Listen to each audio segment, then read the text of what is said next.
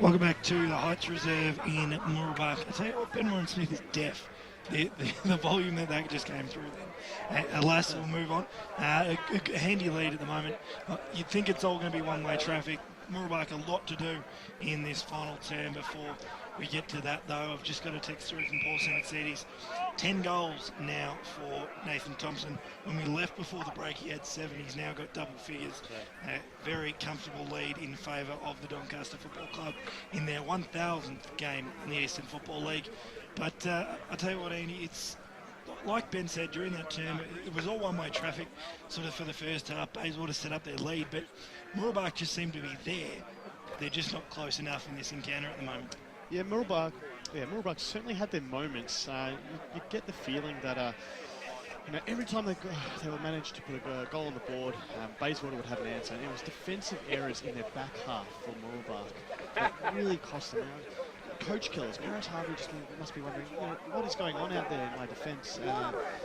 And it's a bit of a shame because I actually had a pretty decent quarter, but alas, it's still a 49-point lead to the Bayswater side, and I can't see much changing in this final term, Dyson. Just before we get underway in the final term, Baldwin 58, Blackburn 49. That's at the 22-minute mark in the third term. Brad Henderson to take you away. Final term here on AFL Game Day. Thank you very much, Dyson Baker. It is the final quarter, 49 points the lead, and looks to be a pretty hard task, you would think, for the Mustangs from here, to say the least. But they'll have it cracked, there's no question about that. Their endeavour in that third quarter was far better than it had been in the first half. Certainly right there, Brad. They certainly lifted their intensity, and Bishop playing up forward was definitely key in getting some goals there. So hopefully they can make this game a little bit more close. I think you're right there, Andy. I think that's something positive they can take away from today, even if they do end up losing, is that Bishop's good in the forward. Definitely. Ultimately, though, it was still a 6-4 third quarter, the way of the Waters in that the premiership quarter. So for all their efforts, Mooroolbark, it didn't make a lot of difference on the scoreboard. Long searching kick to Smith, who showed great courage, and he got absolutely crunched then by Lacey. Mike Smith just gets back to his feet in no time. He showed good courage then. He couldn't quite take the mark. Take nothing else away from him today, though. He's been irrepressible for his side. He's lacked soldiers to support him, has to be said. Strong tackle there by Miles on Bermuda. Ball spills clear. Can the Mustangs, or the Waters I should say, work their way out of defence? Nice kick by Schroeder to Musa. There's a Musa's kick, kept it very low then for O'Callaghan, who's bundled into the fence then by Bally. And Matt O'Callaghan's had a good day, 3 goals this afternoon. Was named best in their loss to the Waverley Blues last weekend, so he's in some pretty handy form at the moment. Atkinson won the tap down to Linford. Searle tries to gather it in. Strong tackle on Hassan. Some play. Kick forward there by Lacey. Didn't go too far. In fact, he put it out on the full. Hadn't really know where to go though. Working in some pretty close confines that time. So the resulting free kick for the Mustangs came from Byrne, got it to Jordan, who's been very quiet this afternoon. We've hardly called him at all, Jai Jordan. Kicked 3 goals last week and really ignited his side, but he hasn't been able to repeat the dose today. This is Bradbury, who was well tackled, incorrect disposal, and a pretty obvious holding the ball decision that time. Yeah, Brad, I watched Jai Jordan today. He's been running under the ball and going for the mark. It just looks like he's lacking confidence today. Does indeed. There's the kick to Bishop. A lot of players around this footy. Musa takes possession. Kept the kick very low. Was intercepted by Finley. Big high kick. Oh! Smith did really well. And he's taken a great mark there for the Mustangs. Got the ride there, didn't he, Brad? He did indeed. And he had to be conscious of where the behind post was. And also make sure he marked it inside the field of play. He managed to do that. It's going to be put on a tough angle. And he went with the check side then, which I reckon was the low percentage option, because as I've said a few times today, he's pretty good off both sides of his body. He could have gone with a more conventional right foot snap then. Went for the left foot check side kick, and that was the wrong option. Well, it's just the effort again. I'm full of praise for Jaden Bishop. The way he led out from the square, then and still brought the ball to ground, run jump at the footy. He's made such a difference for them. He has indeed. Callanan's kick to O'Callaghan. Callanan to O'Callaghan. O'Callaghan's kick goes short to Old. He's done some good things for the Waters today. Big solid body in the midfield. Got it to Callanan. Callanan kept the kick really low. Should have been marked in by Armstrong.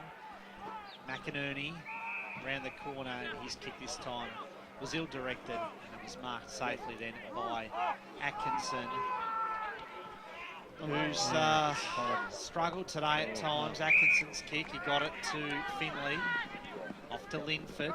Linford forced onto his right foot that time. Hassan was the target.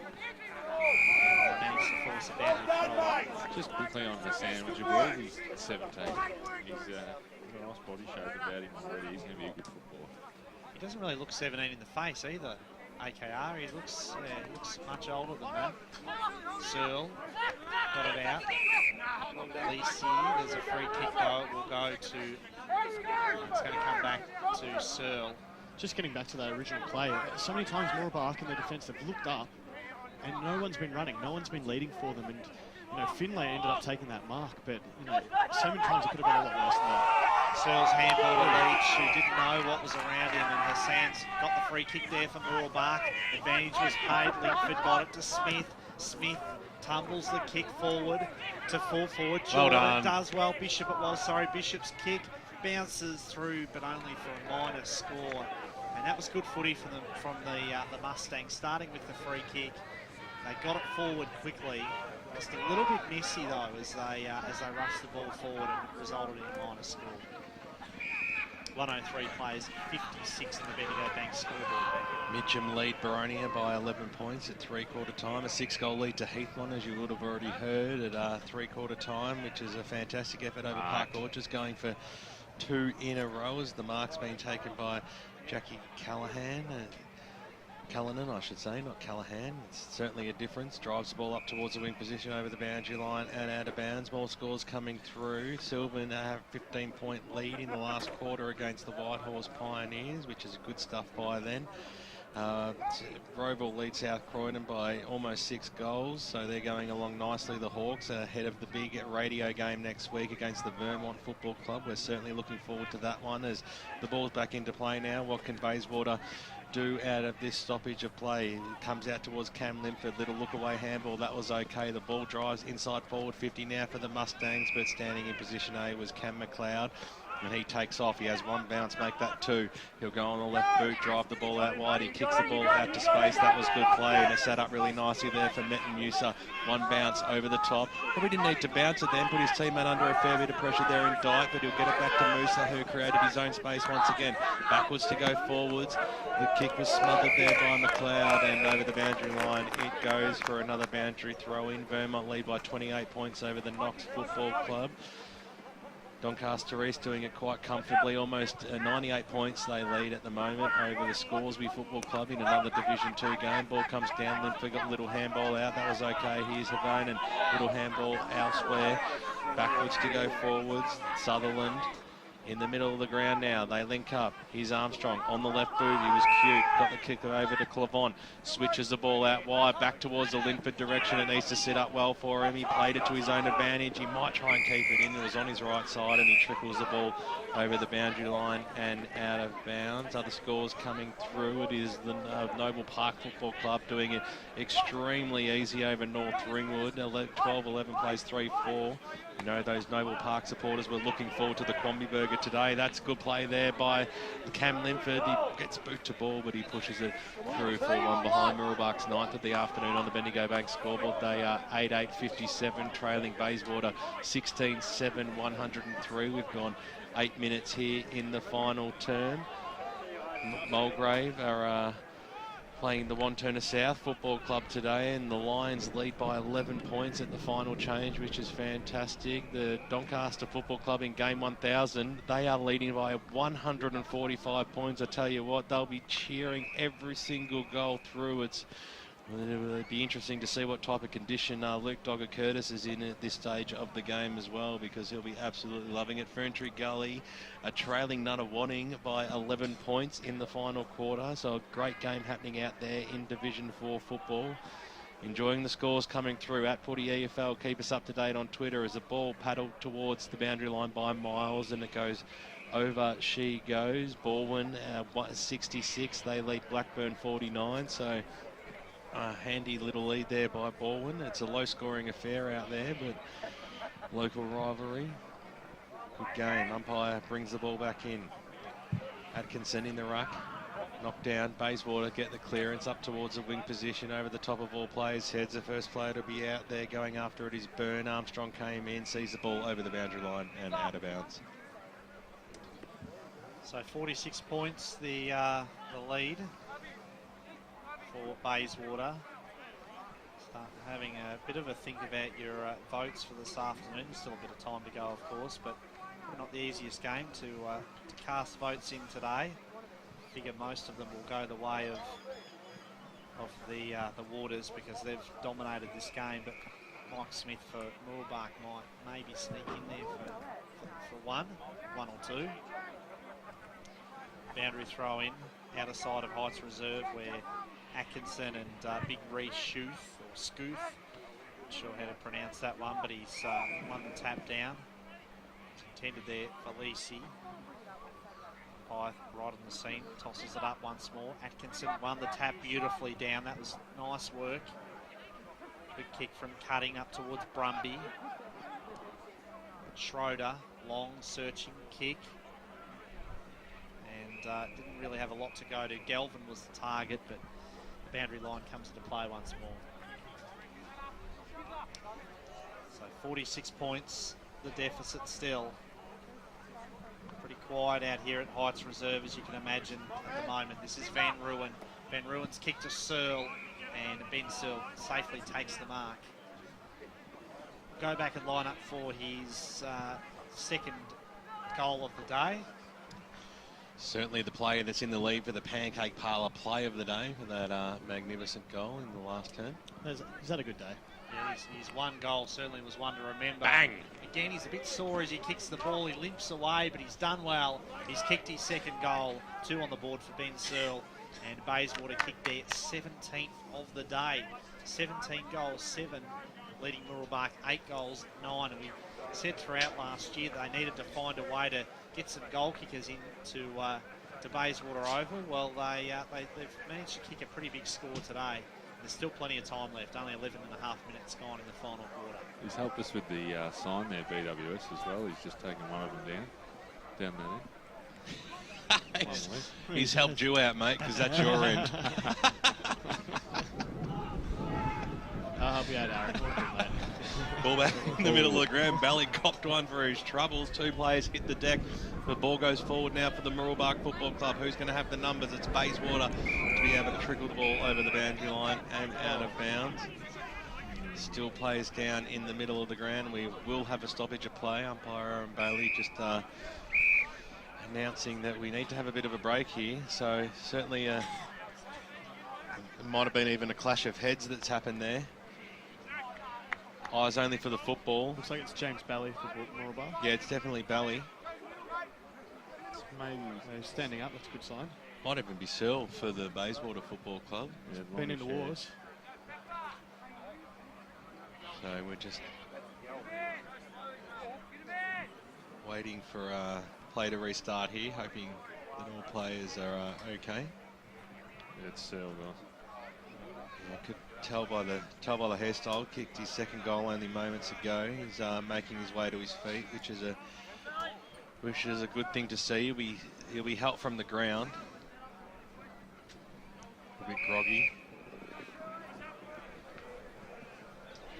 His old man Daz will be happy to see him on his feet. Good game today. Kick out towards the defensive arc. It went through the arms of Cullinan. Got what he probably should have taken. Here's Smith, but the handball away just in the nick of time. Ord was right on his hammer. It was scooped upon there by Havonen and kept the ball in. Eventually it goes out. 60 metres out from the Mooroolbark goal line. 13 and a half minutes gone here in the final term. 17-7, 109 Bayswater. It's a big score, isn't it? Mooroolbark 8-9, 57. Certainly didn't see this one coming. A massively improved side Bayswater. We know Ray Baird for years have talked about them being one-dimensional up forward, but to pile on 17 goals is a fantastic effort, and they have started season 2015, the Waters, in complete fine fashion. And I tell you what, their fashion looks sensational today. Those jumpers are certainly a winner, and I know that a number of the fans for the Bayswater Football Club are a big rap for them as well, so perhaps they are here to stay there. Is there a away strip? I'll tell you what, it looks pretty good on the home strip as well if they want to go that way. As the kick comes up to McInerney, he has a quick bounce. He's happy to have a little bit of space on the wing position, normally a lot closer to goal. Just pops the ball up. It was a well-weighted kick, but couldn't find the target. It was scooped upon there by Byrne, got it back to Armstrong. This is Mooroolbark who have it in their hands now. They work backwards to go forwards. He's Armstrong again, over the top, finds a ruckman there in Atkinson. He wanted to go backwards, instead he decided to thump it 60 metres inside forward 50. It was a 2-on-1 situation, nicely done there by San. On the right boot, can he bring the ball back? He can't. It came back very closely though, and through for one behind. 14 and a half minutes gone. It is goals 10 to 17-7. Still a very, very big lead out here for the Bayswater Football Club. Hope you're enjoying the ball class today. 49 points the lead, in fact, as Dixon brings the ball back in for Bayswater out towards half-back. Barnard, the big ruckman, was the target. Van Ruin did well, gave the don't argue. Got it tied Callahan. They teamed together nicely. Dyed a lovely kick.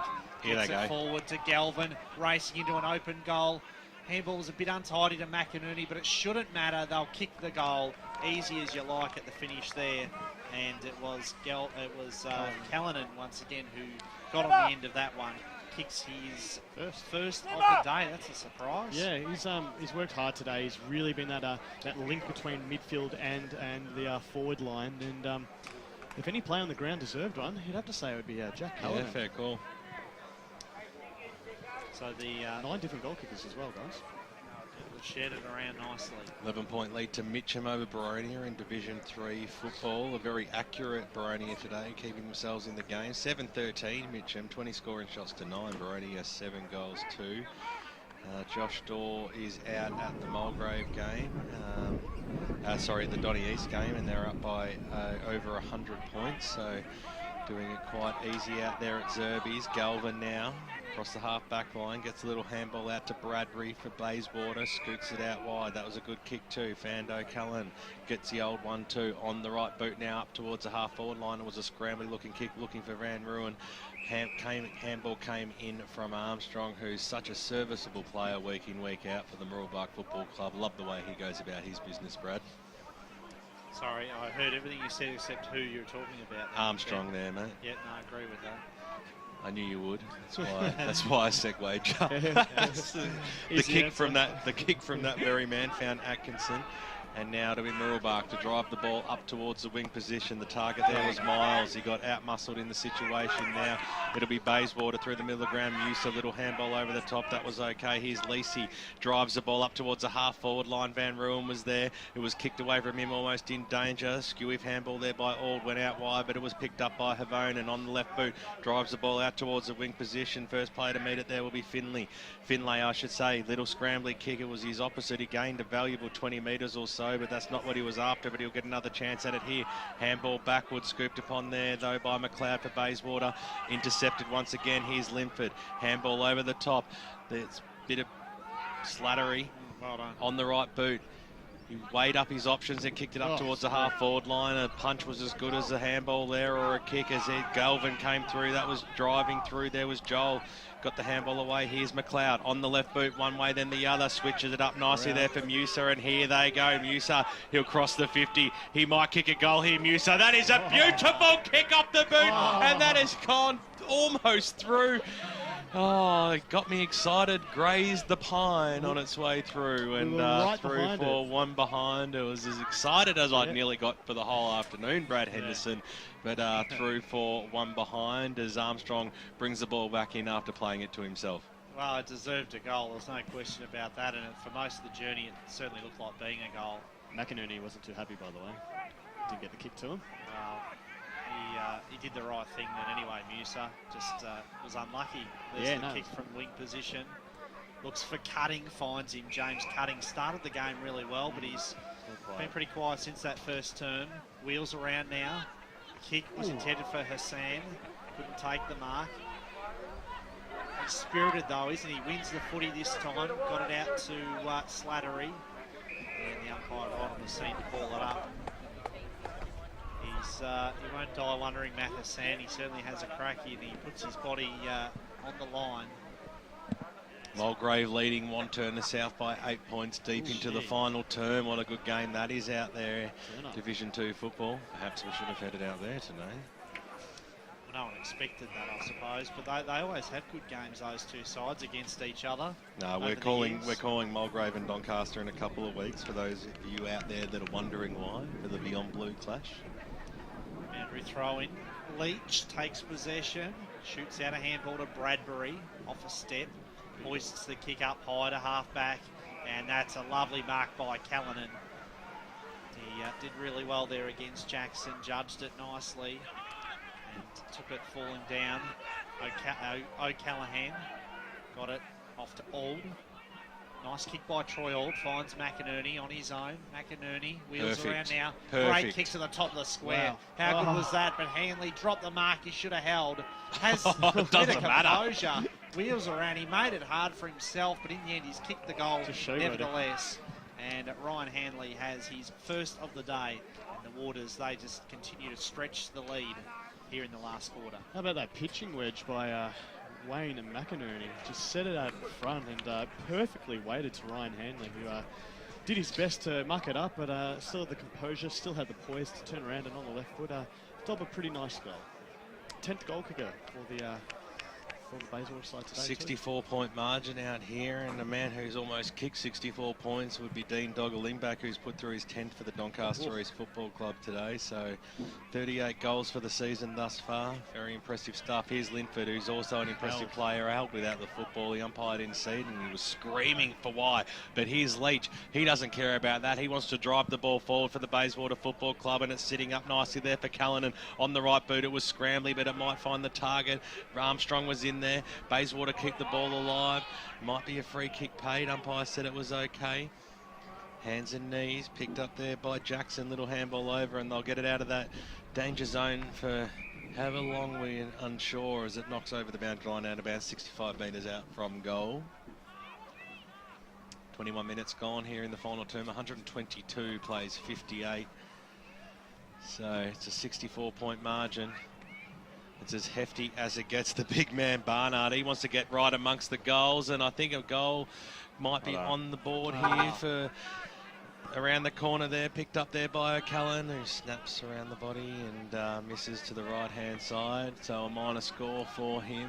22 minutes gone here in the final term. 65-point lead to the Bayswater Football Club. One thing you can say about Mooroolbark today, boys, is every one of them, when it's their time to go, they go. It's skill errors at the moment. Would have been his 4th goal then, Matt O'Callaghan, had he dobbed it. Armstrong brings the kick back in. Again, not all that clean, but Linford worked hard to win the footy. It's been good, Linford. Free kick has been paid. We'll come back to Cam Linford. His second half has certainly been more productive than his first, like a lot of his teammates. That would be the case. Short to Atkinson. Shares it with Linford, who has a bounce, but he just didn't come back to him that time, Cam Linford, and he's lost the footy. A bit untidy again. It's been the story of the day, really, for the Mustangs. Barnard got it to Leach. His kick went nowhere. A lot of players around this footy. Leach wins it again. Boots it forward. McInerney does so well. He just keeps his feet at the critical moments. This time, Slattery was able to strip the ball from him and get it out to Smith. Thumping kick there. Might have been Brumby, in fact, finding the boundary. And it would be boundary throwing out of sight of Heights Reserve. 14-goal lead to the Forest Hill Football Club over Surrey Park in the last term. Surrey Park only managing to get 3 goals thus far, Shooter. Stand corrected. Free kick for out on the full to Bayswater. Handley went short. Cunningham now takes possession. Gives off the handball to Handley. Good run through the middle. Slattery, though, had that kick well scouted. He takes the mark and immediately plays on. Nice kick. Should have been marked by Cutting. Dropped a simple one, but Linford was there to support him. Linford to Atkinson, who was caught holding the ball. And he's done some good things, the big ruckman, today, but he's certainly undone some of that work. And the free kick goes to Galvin, who hasn't had a huge day by his lofty standards, Joel Galvin. Gave it to Cunningham, now out to Bradbury. Bradbury will kick to the pocket. Big Mitch Galvin, I think, was the target, or Callahan again. Handball shot out to O'Callaghan, but it was intercepted nicely. Out of defence, Miles. Sweeping handball to Bermuda, who was forced onto his non-preferred right foot. No, in fact, sorry, it was John Cutting that time. John O'Cutting, but it was paid downfield, the free kick. Fair enough, too. So Mike Smith in the final moments of this game, you'd think. He launches a very long one, thumpy kick, bounces through, deserves another goal, Mike Smith, and he's got it. And that is 4 for the day. He snuck up to 4 goals for the day, Matt Smith, and Mike Smith, I should say, and certainly a big contender to be in the votes at the end of the day. I was going to say, Brad, that was if it wasn't such a lopsided scoreline, you'd almost say that was a pancake parlour play of the day. That was an amazing goal. There wasn't a lot of urgency from the Bayswater defence, though, to try to stop it, I didn't think. The kick itself was pretty spectacular. It was a massive kick, but circumstances, eh? Yeah. Yeah, timing, all those things. State of the game. So back in the middle, Schuth there, went to ground. So what's the margin now? 59 points. The way of Bayswater. Disappointing day for the Mustangs here at home.